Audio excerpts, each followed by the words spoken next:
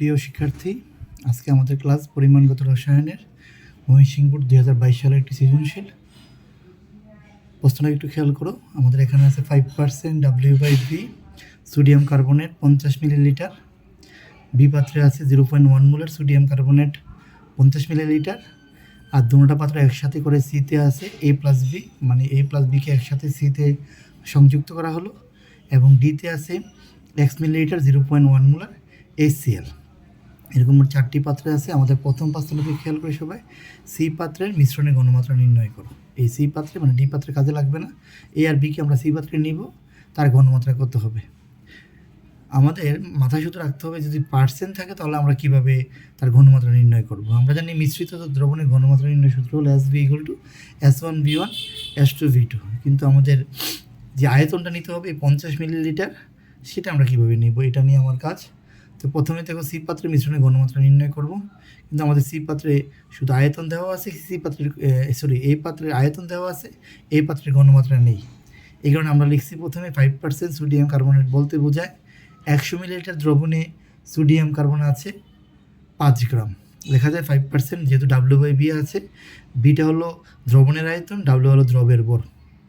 অতএব 5% W/B sodium carbonate বলতে বোঝায় 100 মিলিলিটার দ্রবণে সোডিয়াম কার্বনেট আছে 5 গ্রাম।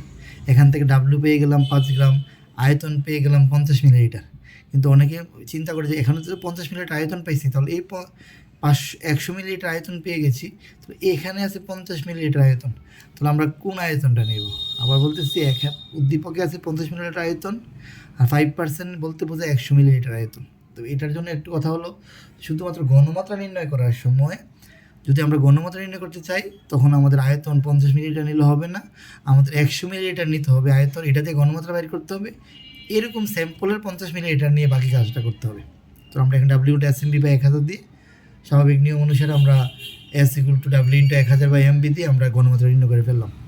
অতএব আমরা বলতে পারি যে আমাদের এখন এই পাত্রের সোডিয়াম কার্বনেট যে ছিল, এই পাত্রে সোডিয়াম কার্বনেটের ঘনমাত্রা S1 = 0.4716 মোলার, এবং এই পাত্রের আয়তন B1 = 50 মিলিলিটার।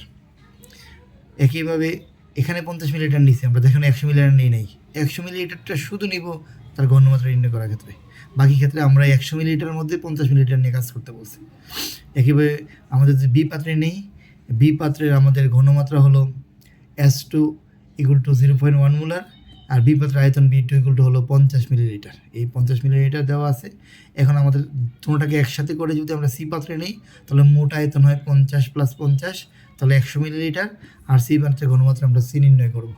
আমাদের একটা কমন সূত্র হলো, আমরা জানি SV = S1V1 + S2V2। এখান থেকে আমরা S বার করে ফেললাম যে মিশ্রণের ঘনমাত্রা এত মোলার।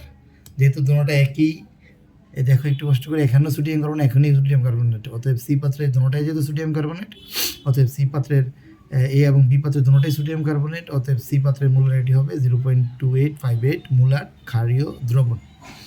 এখন একটু খেয়াল করে, আমাদের যে ঘ নম্বর যে অঙ্কটা আছে, ঘ নম্বর অঙ্কে কী বলছে, ঘ নম্বর বলছে সি ও ডি পাত্রের যে মিশ্রণকে একত্রিত করলে, তো সির মধ্যে আছে এ আর বি এর যে মিশ্রণটা, যেটার মধ্যে আমরা পেয়ে গেলাম একটু আগে, সি পাত্রে আছে 0.2858 মোলার 100 মিলিলিটার সোডিয়াম কার্বনেট। এইটাকে আমরা ডি পাত্রে অ্যাড করে দিব। ডি পাত্রে আছে 1 মিলিলিটার 0.1 মোলার HCl।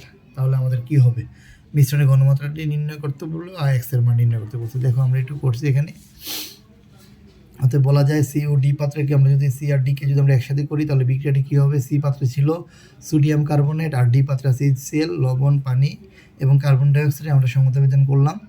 তো সি পাত্রের আয়তন, যেহেতু সি পাত্রটা ছিল এ আর বি এর মিশ্রণ 50 + 50 100 মিলিলিটার, আর ঘ থেকে পাই সি পাত্রের ঘনমাত্রা 0.2858 মোলার, এবং ডি পাত্রের ঘনমাত্রা S4 = 0.1 মোলার, আর ডি পাত্রের আয়তন B4 যেটা আমরা বাইর করবো 1 মিলিলিটার।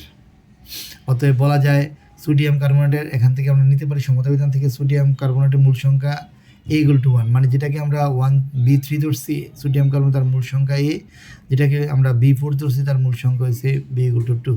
অতএব আমাদের যে বিখ্যাত সেই সূত্রটা টাইটেশনের S3B3 = SP, S4B4 = A/V, এখান থেকে ক্যালকুলেশন করে আমরা পাইছি 571.6 মিলি। আমাদের প্রশ্নটা ছিল এক্স এর মান নির্ণয় করো। তাহলে আমরা এক্সের মান পেয়ে গেছি এত মিলি। এইভাবে সহজে আমরা মিশ্রিত দ্রবণের আয়তন, ঘনমাত্রা এগুলো কি করতে পারবো, নির্ণয় করতে পারবো। তো সবাই ভালো থাকো, আল্লাহ হাফিজ।